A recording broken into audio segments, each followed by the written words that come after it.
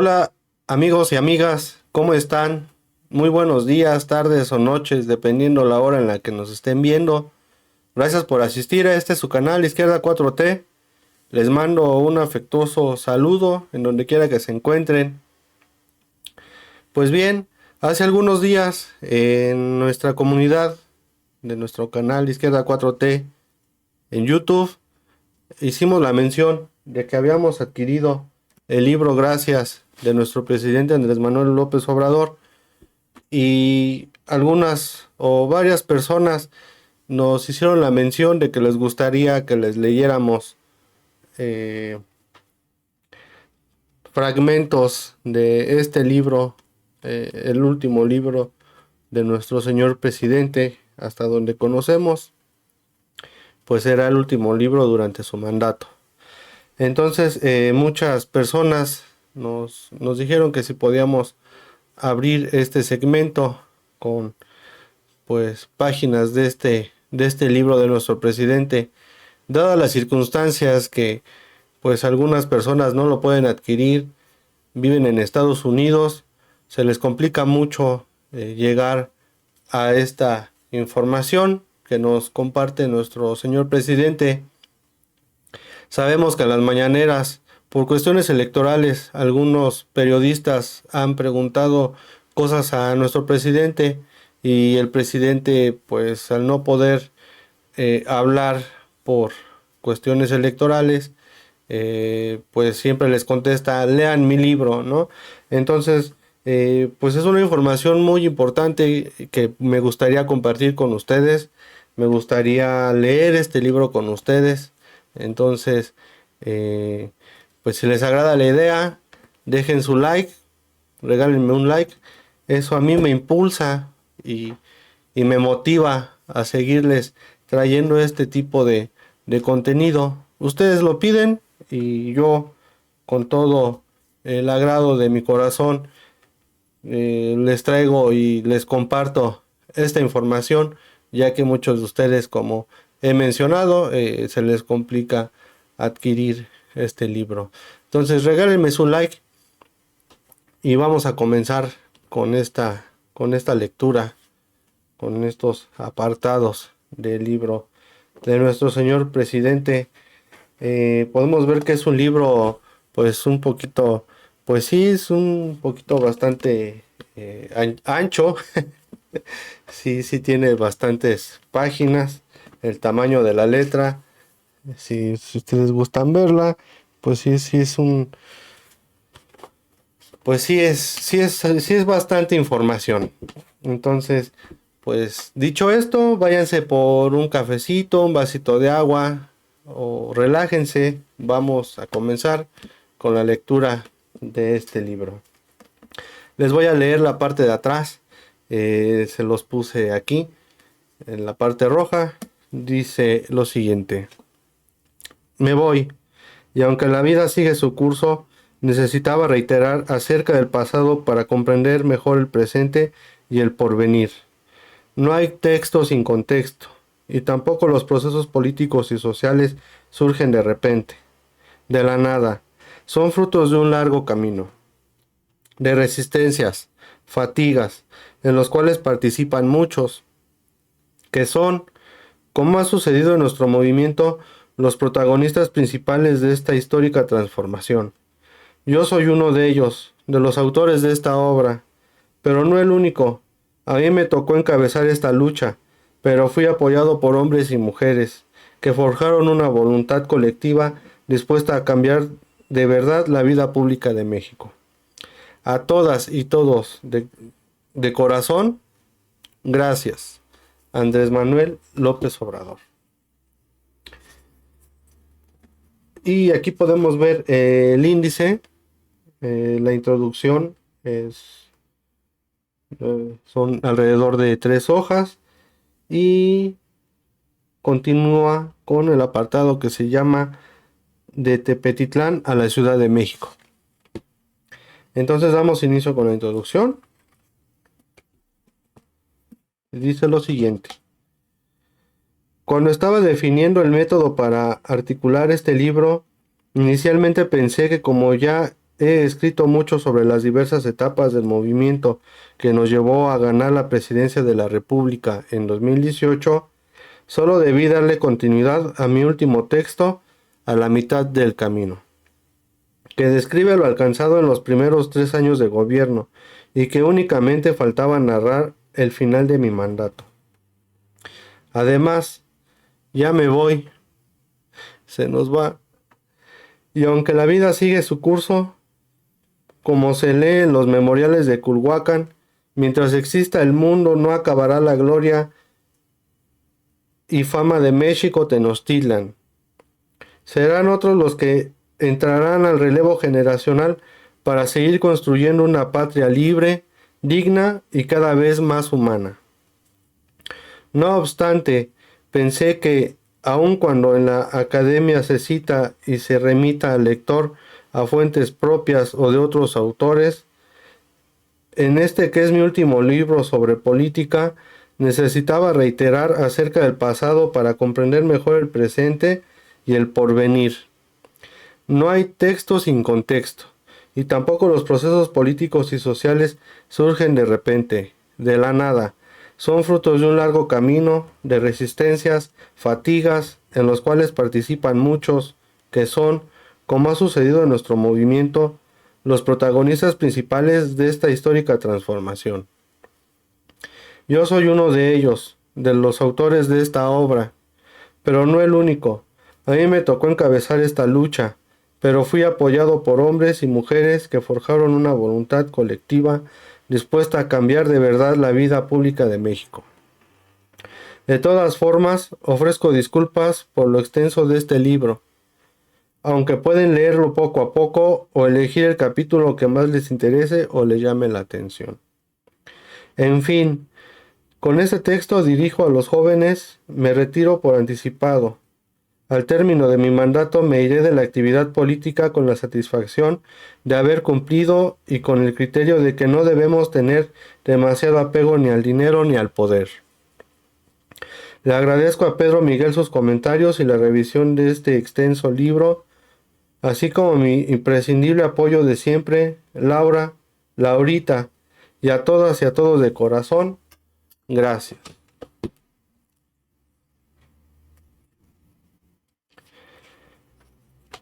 Capítulo 1.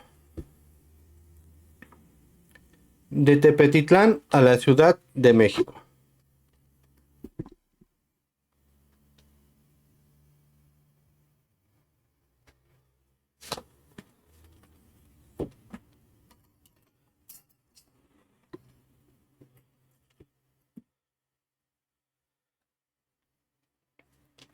Soy originario del pueblo de Tepetitlán, municipio de Macuspana, Tabasco, el estado más tropical de México.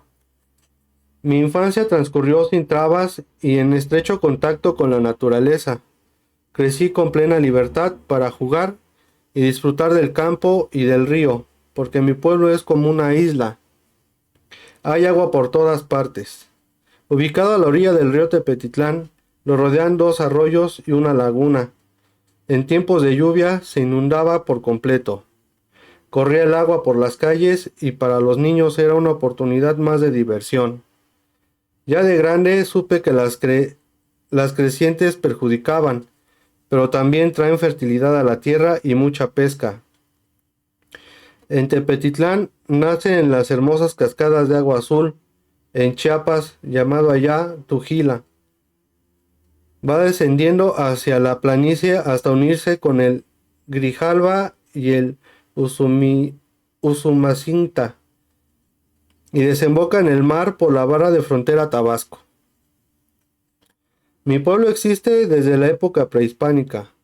Por allí pasó Hernán Cortés, llevando prisionero a Cuauhtémoc y a otras importantes autoridades indígenas, y, un poco más adelante, como a 30 leguas de distancia hacia Guatemala, en Canitzán, Tenosique, Tabasco, a la orilla del gran río Usumacinta, el conquistador mandó asesinar al último de los tlatoanis mexicas, crimen por el cual fue juzgado hasta las mismas cortes españolas, aunque no lo fue por las muchas masacres de pueblos originarios como la de Cholula, la del Templo Mayor o la de Yecapixtla, de la cual él mismo escribió que el río que corre cerca de aquel pueblo por más de una hora fue teñido de sangre. Basta disimular. La invasión española fue motivada por el oro y la obra civilatoria fue la gran excusa de aquella barbarie.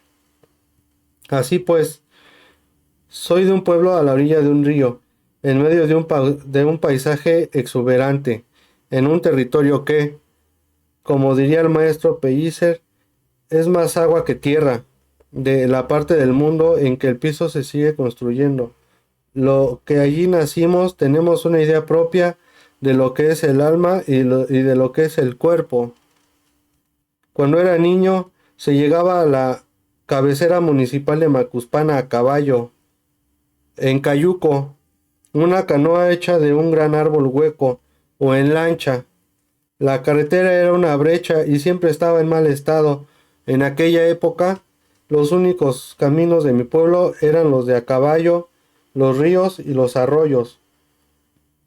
El ferrocarril del sureste se inauguró en 1950 y la carretera del Golfo llegó a Villahermosa en 1958. Claro está que en aquellos tiempos vivir cerca del mar era vivir cerca del mundo.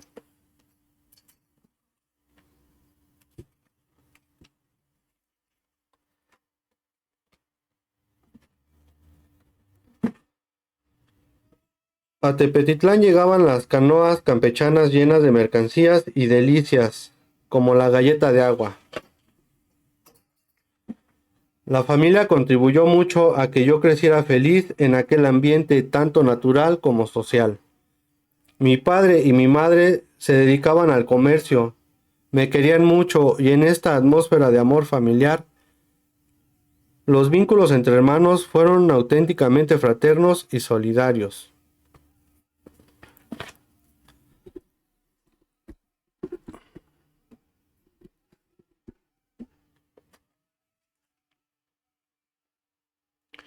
Por otra parte, en mi pueblo las diferencias sociales no eran muy marcadas, porque tampoco los niveles económicos eran extremadamente desiguales.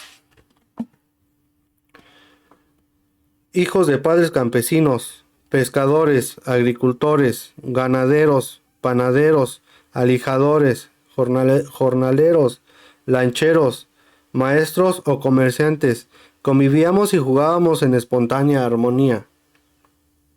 Desde el gobierno revolucionario de Madero, mis abuelos maternos llegaron a radicar a Tabasco. En España los nombres antiguos tenían que ver con el oficio de la gente, y por eso los apellidos zapatero, carpintero, pescador, obrador. Mi bisabuela materna, originaria de Entrambasaguas, en Cantabria, se llamaba Felipa Revuelta. Mis abuelos paternos eran veracruzanos, de la cuenca del Papaloapan, jarochos a mucho orgullo, y corría por sus venas sangre blanca, india y negra. No creo en la existencia de las razas humanas, pero sostengo que hay culturas diversas. Mi abuelo, Lorenzo López Montalvo, quedó viudo porque mi abuela Candelaria murió cuando nació mi padre. Mi abuelo Lencho se buscó otra esposa, y como era campesino y no tenía tierra para sembrar, formó parte de los miles de familias de todo el país a los cuales el gobierno les entregó en los años 60 y 70 del siglo pasado tierras nacionales para poblar las selvas tropicales de Campeche y Quintana Roo. Está sepultado en el Panteón del Ejido Constitución del municipio de Calakmul, Campeche. Un hombre bueno, un santo. Mi papá llegó a Tepetitlán en 1952.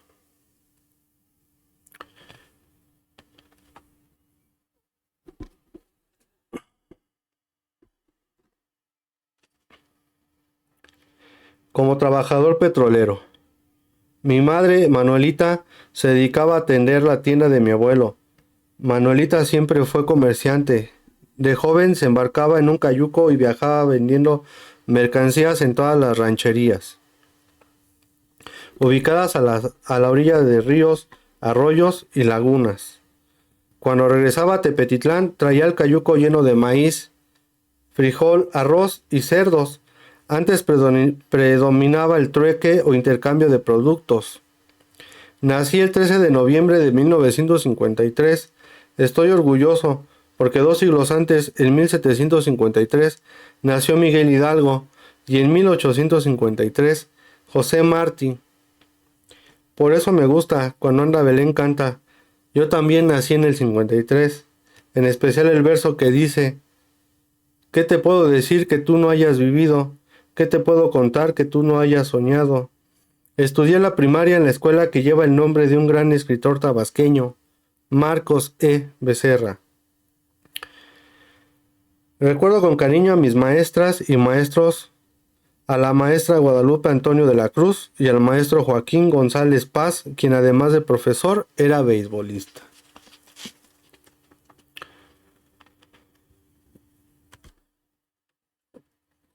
Crecí en una familia católica, pero no hay que olvidar las peculiaridades que la religión tuvo en Tabasco desde la época colonial. Allí nunca hubo una fuerte tradición religiosa porque la evangelización no solo tropezó con la resistencia cultural indígena, sino también con obstáculos como pantanos y selvas, calor y mosquitos. Además, debido a la ausencia en la región de metales preciosos, en torno de los cuales giraba la economía durante el periodo colonial, en Tabasco no arraigó la cultura novohispana, con los rasgos de acendrado catolicismo que tuvo en el centro del país. Algo parecido sucedió en todo el siglo XIX.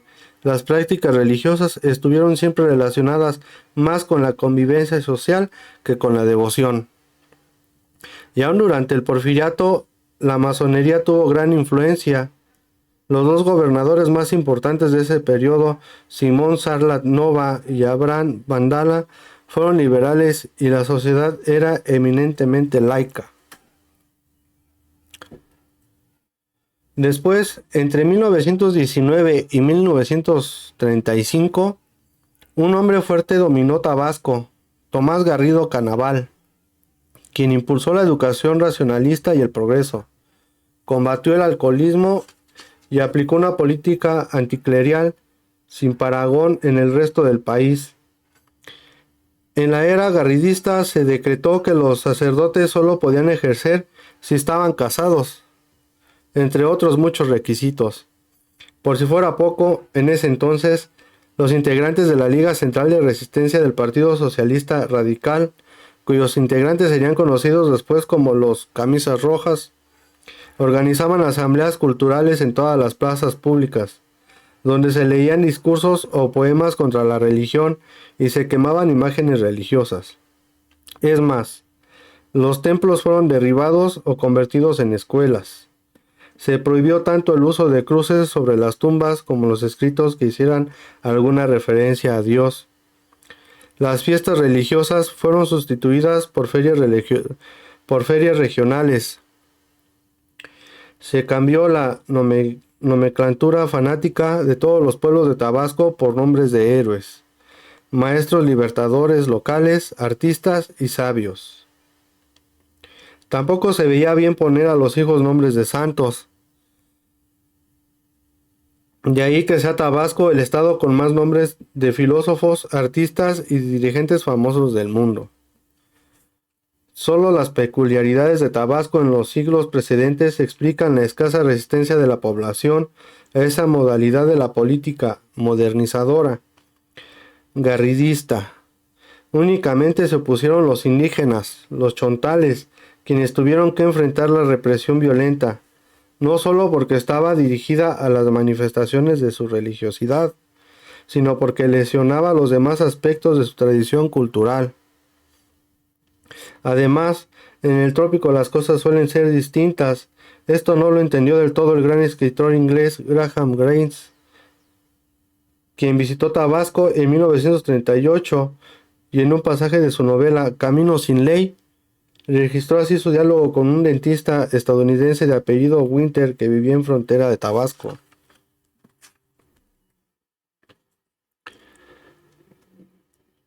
La respuesta del doctor Winter no distaba mucho de la realidad. En el trópico no se puede estar ensimismado, meditando, encerrado entre cuatro paredes. El clima influye en la forma de ser y en el temperamento de la gente.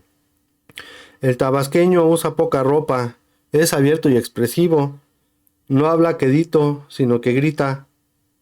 Agréguese que en el trópico los ríos se desbordan, el cielo es proclive a la tempestad, los verdes se amotinan y el calor de la primavera a la ardiente canícula enciende las pasiones y brota con facilidad la ruda franqueza. Hasta podría decir que los tabasqueños somos liberales por naturaleza, quizá por eso, además de otros factores. En mi tierra nunca ha echado raíces el conservadurismo. Basta un dato, Tabasco es el estado con menos presencia del Partido Acción Nacional, PAN, en toda la historia de ese partido, al grado de que en la última elección perdió el registro por no alcanzar, como lo establece la ley, del 3% de los votos emitidos. Mi infancia en Tepetitlán sigue presente en lo que soy ahora. La familia y el entorno donde crecí fueron los cimientos de lo que vino después. La adolescencia y la juventud fueron determinantes para el rumbo que tomaría mi vocación política. Siempre me ha favorecido la suerte. En Tepetitlán no había secundaria y lo más probable era que no continuara estudiando. Mi mamá y mi papá, como he dicho, eran comerciantes y más que mandarme a estudiar, probablemente estaban pensando en que les ayudara a trabajar en el mostrador de la tienda. Sin embargo, un hombre bueno, Dorilian Domínguez, hijo del viejo Lan, un ganadero respetado y querido en mi pueblo, habló con mi madre para convencerla de que me inscribiera en la secundaria y él me llevó a Macuspana, a caballo, porque el camino era una brecha intransitable cuando llovía. Nadie tenía carro o camioneta y todavía no funcionaba la cooperativa de un camión, aunque se constituyó después. En ese tiempo, en 1966, lo más usual era el caballo o el traslado por agua en lancha o cayuco.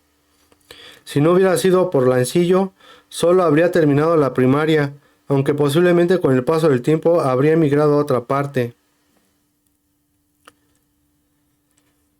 Es conocido, lo llevo en la sangre, que desde niño tengo la pasión por el béisbol.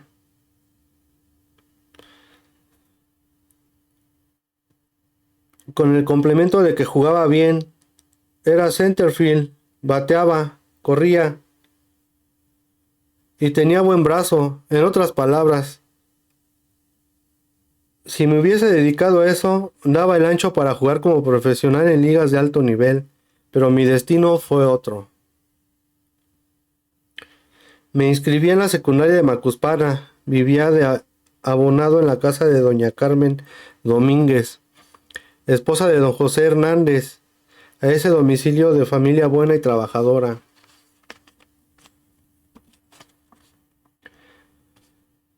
Llegaba a comer el padre Julián Álvarez, encargado de la parroquia que estaba en la contraesquina. Hice una buena amistad con él.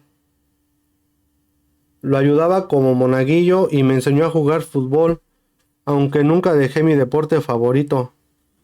Me escapaba en el recreo de la secundaria para practicar con los profesionales de la Liga Petrolera.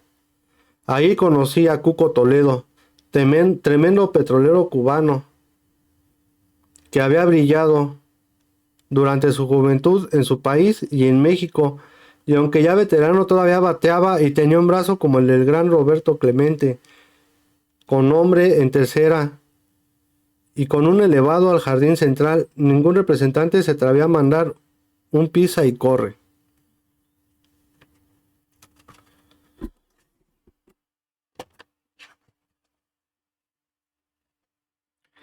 Termino contando una pequeña anécdota de hace como 10 años.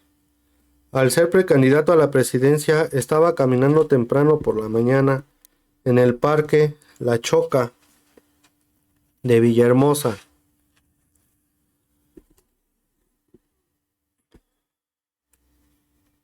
Llevaba una gorra, lentes oscuros y una sudadera hasta el cuello, con la idea de pasar inadvertido. Sin embargo, a la segunda o tercera vuelta me identificó el contador Miguel Valdivia, con quien jugaba en tiempos de la prepa. Con alegría característica de mis paisanos me saludó y me dijo: Pinche Andrés, pinche Andrés Manuel, yo estaba seguro de que llegarías a las grandes ligas, pero nunca imaginé que ibas a ser presidente de México. Ya en secundaria, en Villahermosa, tuve la fortuna de recibir clases de civismo de un maestro nada convencional, Rodolfo Lara Laguna. Para dar su clase se apoyaba del libro El Buen Ciudadano, pero con frecuencia se salía del texto y nos platicaba sobre otros temas relacionados con los problemas sociales y políticos de esos tiempos. Una vez nos contó que había participado en una manifestación en contra de la visita de John F. Kennedy a México en 1962, en tiempos de la invasión a Cuba, y que iban coreando Jacqueline sí, Kennedy no. Pequeños detalles como este se me quedaron grabados. De él recibí una buena influencia y me abrió la inquietud hacia lo social. Porque había sido dirigente estudiantil, hoy sigue siendo un hombre íntegro, jurista y de izquierda. Por aquella época leí Un niño en la Revolución Mexicana del gran escritor tabasqueño y uno de los mejores prosistas de la lengua castellana, Andrés y Duarte. Me gustó tanto ese texto que me aprendí de memoria un fragmento que resume la profunda trascendencia de ese gran movimiento social.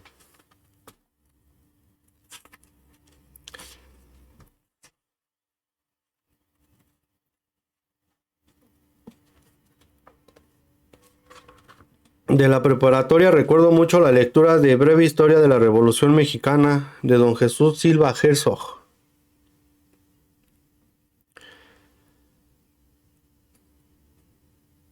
Dos tomos publicados por el Fondo de Cultura Económica. Con esos libros empecé a descubrir al país y a pensar en la participación política.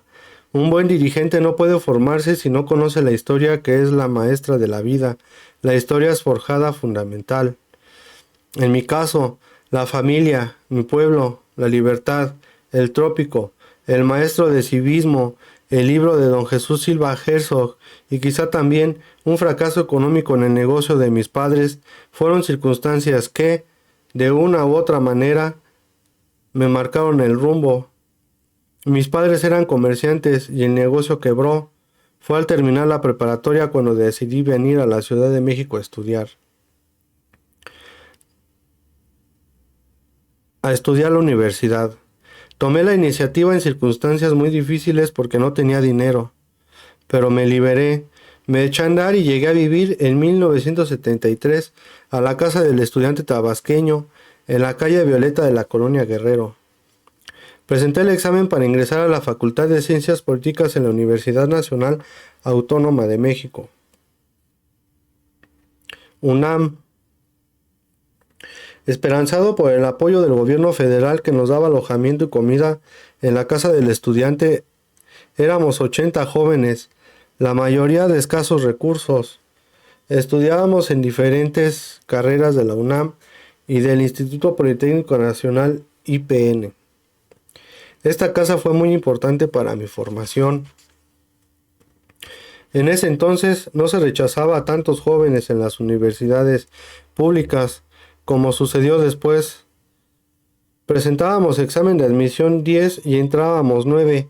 En el periodo neoliberal o neoporfirista ingresaba uno de cada 10 con el pretexto de que no se aprobaba el examen, cuando la verdad es que no había cupo por falta de presupuesto para las universidades y por el abandono de la educación pública. En ese contexto, el examen de admisión dejó de ser un mecanismo para verificar la buena formación previa y se convirtió en un sistema enfocado en excluir a la gran mayoría de los aspirantes. Después de la casa del estudiante, viví con otros compañeros en Copilco, El Alto, en un cuarto de vecindad. Nunca olvidaré a la afinada Gloria, quien tenía en el patio de su casa unas mesas y vendía comida. Cuando no iba porque Le debía mucho, me mandaba a decir con mis compañeros de cuarto, díganle al flaco que venga a tragar. Terminé la escuela de milagro porque no recibí apoyo de mi familia, que estaba atravesando por una situación económica muy difícil. La quiebra en el comercio es algo muy lastimoso. Una vez llegó mi madre a espiarme a la universidad porque no creía que estuviera estudiando. Estaba en clase y de repente volteo a la ventana y ahí estaba mi madre, viéndome con sus bellos ojos negros. Salí de inmediato con mucha pena para evitar la burla de mis compañeros. Caminé con ella hacia el patio y la abracé con toda mi alma. En la Facultad de Ciencias Políticas aprendí lo básico para luchar por mis ideales humanistas. Durante el primer semestre de la carrera me tocó enfrentar lo terrible que fue el golpe militar en Chile. El maestro de la materia Ciencias Políticas nos propuso un análisis del proceso chileno. Se trataba de Raúl Olmedo, un buen maestro marxista. En esa clase revisamos el texto El Estado y la Revolución de Lenin y con ese marco teórico vislumbramos la terrible posibilidad de un golpe de Estado, el cual se consumó el 11 de septiembre de 1973. Esto me impactó mucho. El presidente chileno Salvador Allende es el personaje extranjero que más admiro, quien más sentimientos me genera. Fue un humanista, un hombre bueno, víctima de canallas. Por eso, cuando se cumplieron 50 años de su muerte, el 11 de septiembre, estuve en Santiago de Chile, lleno de sentimiento, entre los invitados del actual presidente, mi amigo Gabriel Boric. En mis tiempos universitarios hubo en México varios movimientos por la justicia y la libertad, como la llamada tendencia democrática de los trabajadores electricistas contra el charrismo sindical encabezada por Rafael Galván. Participé como estudiante acudiendo a las marchas de protesta. Ha pasado el tiempo y hace poco, cuando inauguramos la primera fase de la planta fotovoltaica del puerto Peñasco, Sonora, que será la más grande de América, les propuse a los dirigentes del Sindicato de Electricistas y al director general de la Comisión Federal de Electricidad, CFE, que la central llevara el nombre de aquel dirigente ejemplar que fue Rafael Galván. Pero en América Latina hubo otros golpes de Estado, además del chileno, y la UNAM y otras universidades acogieron a muchos exiliados. Tuve profesores de Chile, Bolivia, Haití, Uruguay y Argentina, además de muy buenos maestros mexicanos. Fue una época muy interesante para las ciencias sociales, pero también muy dolorosa para América Latina, por las dictaduras y el sufrimiento que éstas provocaron a la gente. A la par, fue un tiempo de mucha reflexión y análisis, algo que no sucede en la actualidad. Las ciencias sociales están muy apagadas. Nunca me planteé como opción la vía armada, aunque la admiraba porque me parecía impulsada por el idealismo. ¿Cómo no respetar, por ejemplo, a guerrilleros mexicanos como Lucio Cabañas y Genaro Vázquez? ¿Cómo no admirar el idealismo y la congruencia del Che? Siento un profundo respeto por aquellos que optan por esa vía. Sin embargo, no la comparto porque es una alternativa que produce mucho dolor y sufrimiento y sirve de pretexto a quienes tienen dinero, el poder y la fuerza para reprimir y someter al pueblo.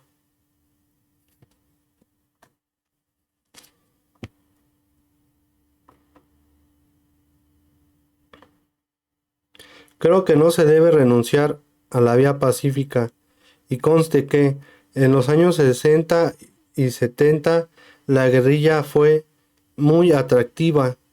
No quiero utilizar la expresión estaba de moda porque pude parecer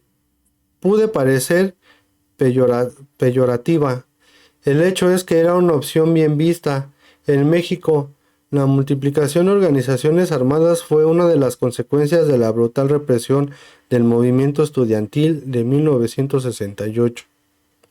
A propósito del presidente Allende, en un discurso pronunciado durante su visita a México, en Guadalajara, dijo: ser joven y no ser revolucionario es una contradicción hasta biológica. Pero ser revolucionario no necesariamente implica tomar las armas. Él mismo se abstuvo de transitar por ese camino aun cuando muchos opinaban que sólo así podía mantenerse en la presidencia y evitar que lo asesinaran. Él era un pacifista. Por eso, el asalto al Palacio de la Moneda y la muerte de Allende fue un crimen horrendo. El que opta por la lucha armada sabe que se trata de vencer o morir, pero el que no quiere la violencia para su pueblo ni para nadie y ve con profundo respeto, con profundo amor, incluso al adversario, no merece ser tratado de esa manera. La traición de Augusto Pinochet fue abominable. Es una mancha indeleble en la historia del mundo. Siempre expresé mi repudio total al fascismo que azotó a Chile y América Latina en aquellos años, con mucha indignación y dolor.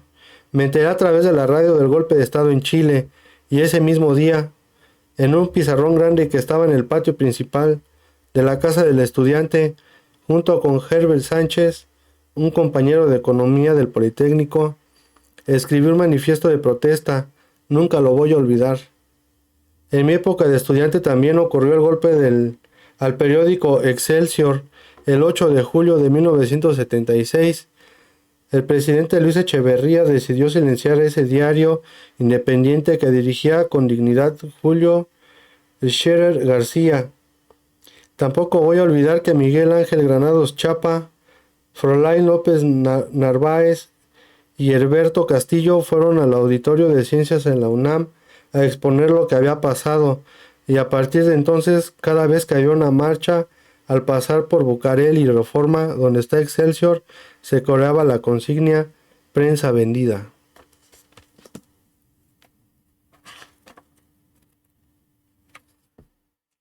Pues bien, nos quedamos en la página número 20 de este primer capítulo, que se llama De Tepetitlán a la Ciudad de México. Termina en la hoja 50. Entonces, ¿a ustedes qué les pareció? ¿Qué les pareció esta lectura que vamos llevando del libro Gracias de nuestro señor presidente Andrés Manuel López Obrador? Si les gustó, déjenme su like, compártanme sus ideas. Todo es muy bien recibido. Este es su canal, es para ustedes, y esta información que tenemos aquí también es para ustedes. El día de mañana les subo un video nuevo con la continuación del primer capítulo, para así dar comienzo al segundo capítulo de este libro de nuestro presidente, que se llama Dirigente del PRD, y así ir llevando una continuidad de este libro hasta terminarlo, para que todos y todas tengamos esta información. Pues muchas gracias, les agradezco mucho si es que se quedaron a ver el video y a escuchar la lectura. Les vuelvo a repetir, regálenme su like, eso a mí me motiva a seguir, estar con ustedes aquí, leyéndoles este libro de nuestro señor presidente Andrés Manuel López Obrador. Les agradezco mucho, compartan la información, les mando un afectuoso abrazo, espero y les esté gustando. De verdad que es un libro pues muy bonito. Déjenme presumirles la portada. Lo pude conseguir, más bien fue un regalo de mi esposa. Lo compró en una tienda que se llama